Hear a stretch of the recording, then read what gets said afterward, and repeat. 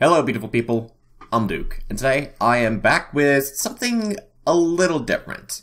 This here is Pottermore. If you haven't heard about it, it's essentially an official Harry Potter site by the author J.K. Rowling, which pretty much expands upon some of the lore in the Harry Potter universe.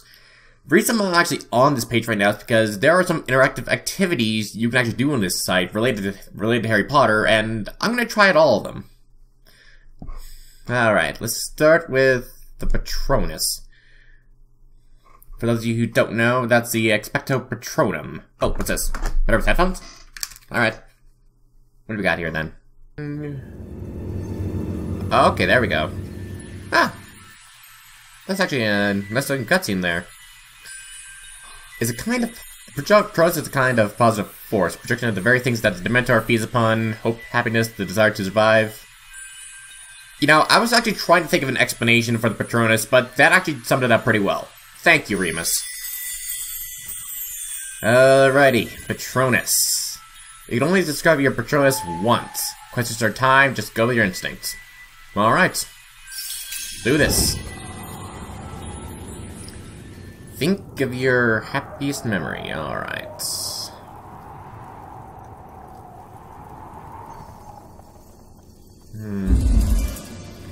Shine, glitter, or glow? Oh, shine, no doubt about that.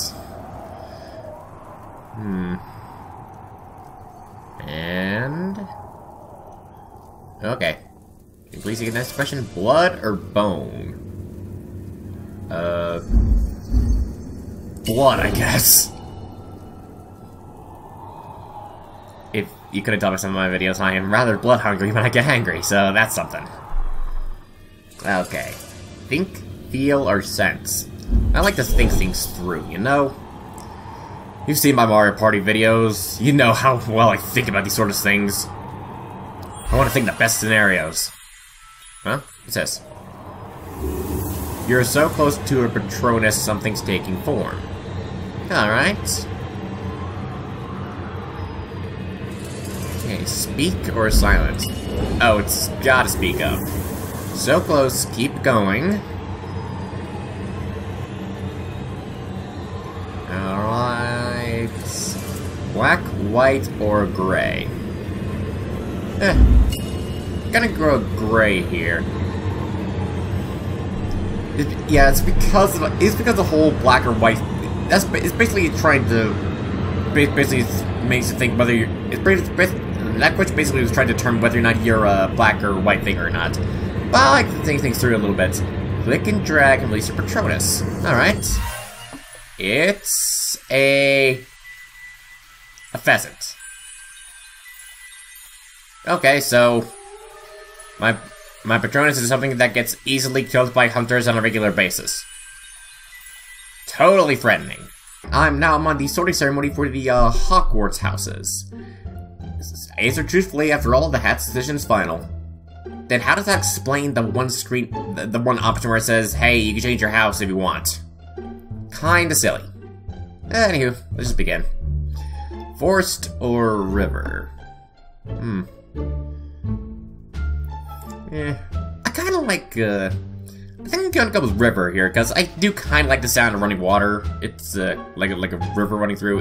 It's really, it's kind of soothing. You can have any power, which would you choose?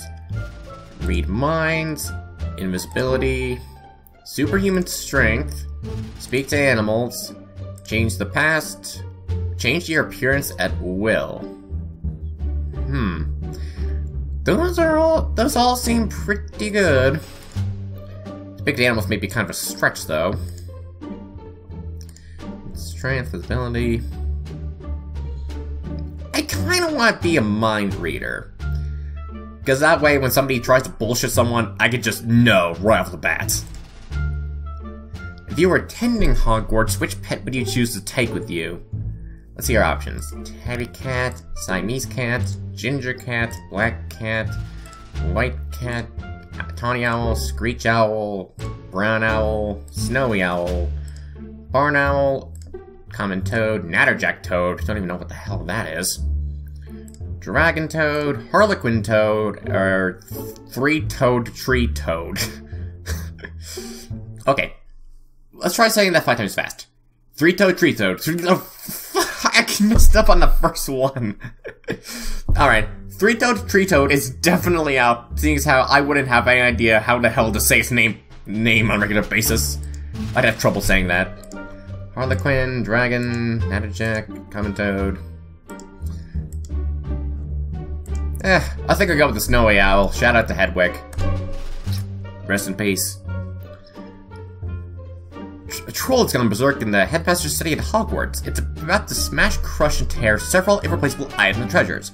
In which order would you rescue these objects from the Troll's Club, if you could? First, a nearly perfected cure for Dragonpox, then student records going back 1,000 years, and finally a mysterious handwritten book full of strange ruins. Right. The records, the ruins, and then the pox. Ruins and pox and books. Pox.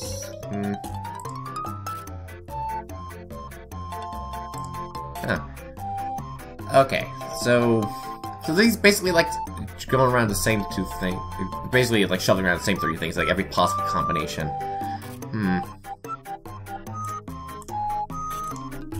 Let's see. Yeah, I kind of want to go for the cure for the disease first, because you may never know if the disease is going rampant and you need something fast. Then the student records would make sense. Then student records could make sense somehow, and honestly, I probably would not trust those ruins.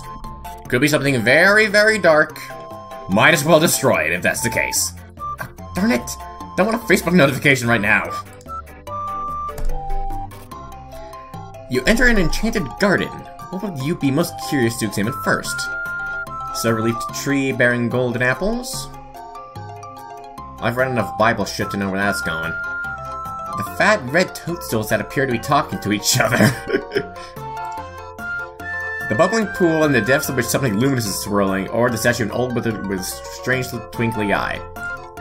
Well, hey, I'm a Nintendo gamer. You know what I'm going for. I'm going for the toadstools. Hello! Welcome to Gryffindor! Enjoy your stay!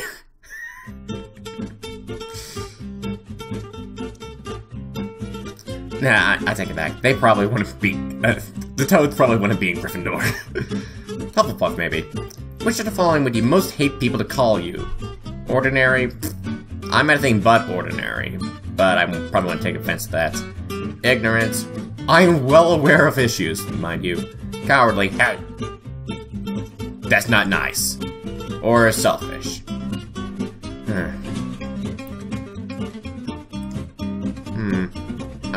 Point out between cowardly or selfish. Because I'm a pretty brave guy, but I think my generosity is more my superior trait. So I think I'm just gonna go with that. Which road tempts you most? The wide, sunny, grassy lane, the narrow, dark, lantern-lit alley, the twisting, leaf-strewn path through woods, or the cobbled street lined with ancient buildings? Gotta go with this one. Because it's scenic and you actually see where the hell you're going. That makes sense. Black or white? Really? It's back to this again? Really? White, I guess. I don't know. Really? I'm a Hufflepuff. God damn it. I was hoping to be something a little more interesting, something that actually brought something to the plot, you know? Oh, well. Okay, so next up is the Ilvermorny house. These are the houses that were added for Fantastic Beasts and Where to Find Them. Basically the North American version of Hogwarts. So, maybe I'll do something here. I've pretty much never heard about these ones before, so I'm gonna be legit surprised by this. Do you prefer remember or experience? I prefer the experience because you learn from that. And if you were to learn from that, it would count as remembering. Oh my gosh, it's an endless cycle. Alright, let's go with experience. Which would you choose if you could only have one? Power to change one day in your future? Power to change one day in your past? Make one person impervious to harm? Bring one person back from the dead? Cure one illness worldwide? Eradicate one quality from all humans? The power to know the answer to any single question. I'm eradicating stupidity from the earth. This world needs it. Think of the question you would most like answered by a person or an all-knowing being or device. Which of the following most closely resembles the answer you'd like to hear? Without a shadow of a doubt, never... Wait. Probably best to actually think of a question first. Is there a cure for stupidity? If my power fails, I want a backup plan at least.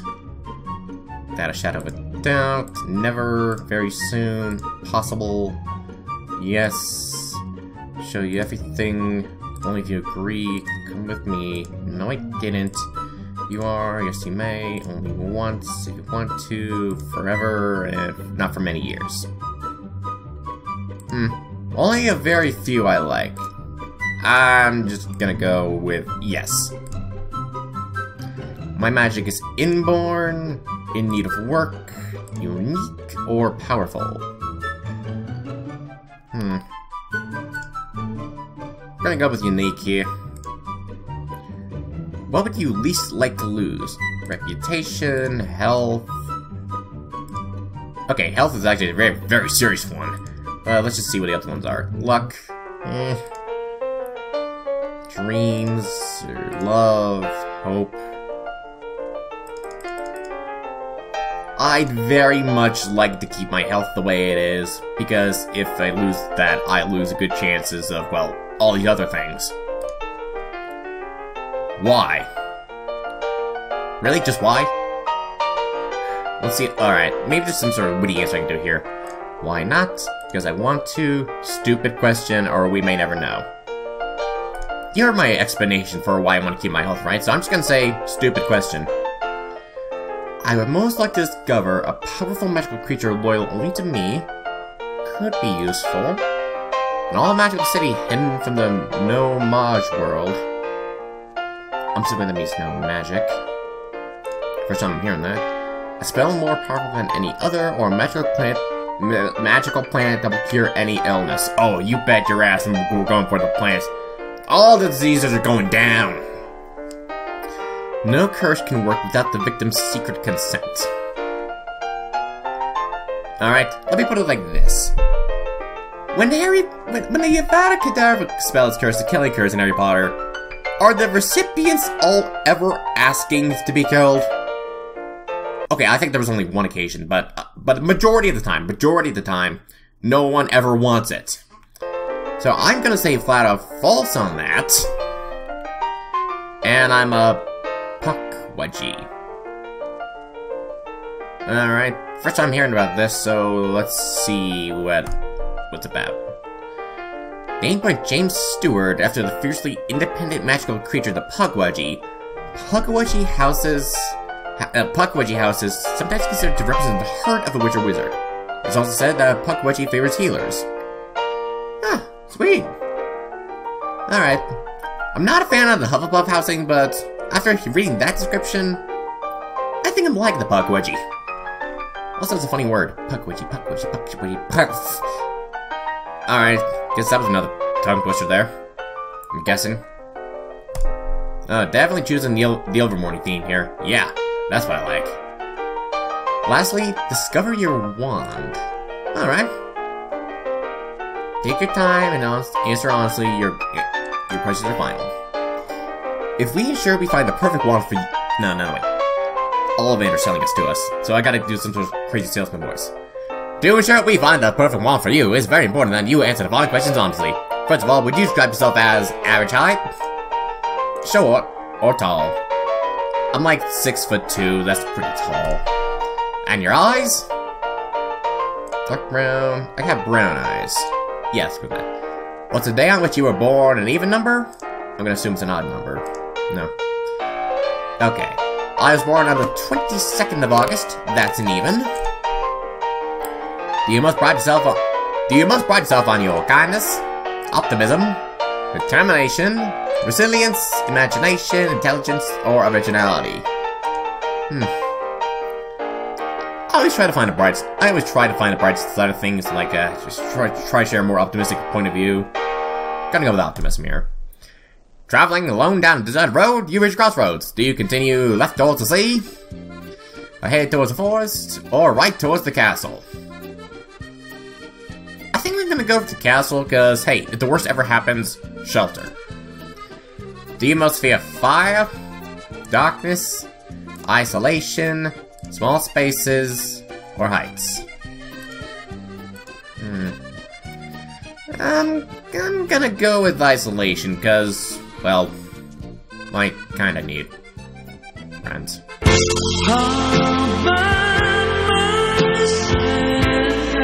Alright, let's continue. In a chest of magical artifacts... Is that supposed to be spelled with an E there? Because I know it's spelled with an I. Maybe it's a regional difference, I don't know.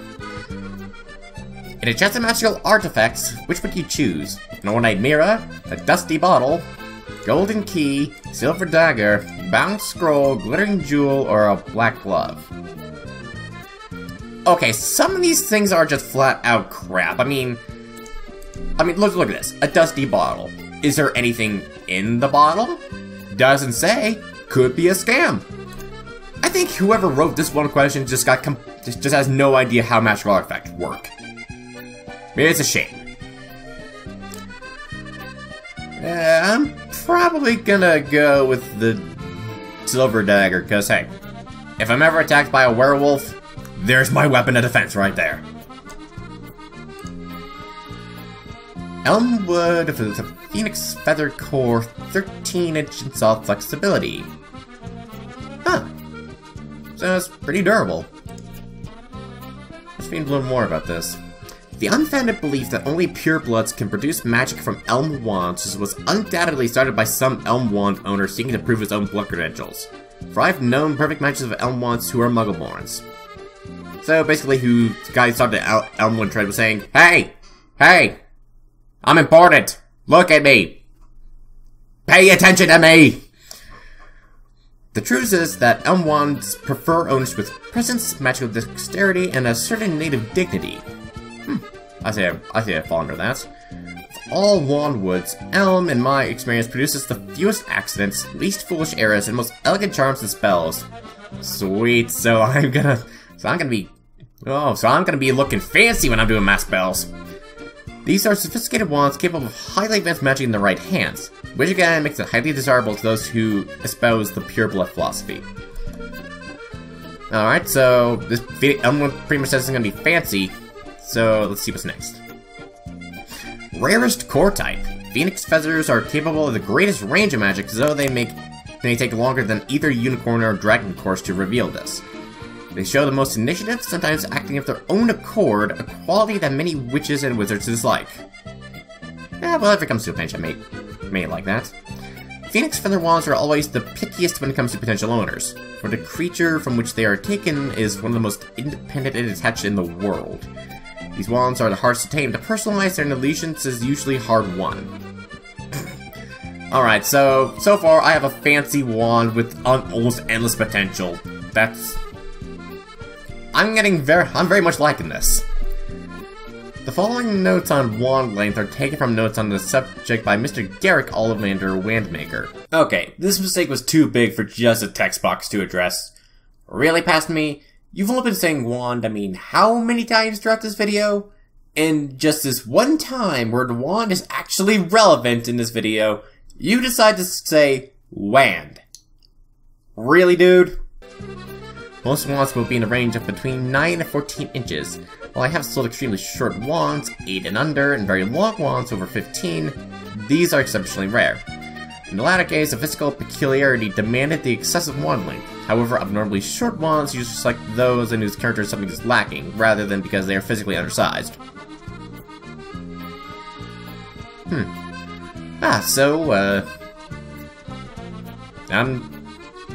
So this basically says, hey, I'm in good health. That's pretty much what the wand says.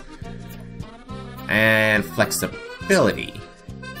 Wand flexibility or rigidity denotes the degree of adaptability and willingness to change possessed by the wand and or pair. Although again, this factor ought not be considered separately from the wand, wood, core length, nor of the owner's life experience and style of magic. All of which will combine make the wand in question unique. Sweet, so it's gonna be a one of a kind then. Awesome! So let's review what we learned about my magical capabilities. I'm probably a very good healer whose magic is gonna look flashy as all hell. I'm also supposedly good at finding things, though I'm not gonna impact the plot of a story all that much. And I have a shitty Patronus. I am very, very mixed about this. Honestly, while these two aren't all that great, I am very, very happy with these. So, with that said, I'm gonna call it here. I'm gonna put a link to Pottermore down below, so you can take these tests yourself. What's your one like? What's your Patronus? What are your houses? Put it in the comments. Let me know. I'll see you guys then. Stay beautiful.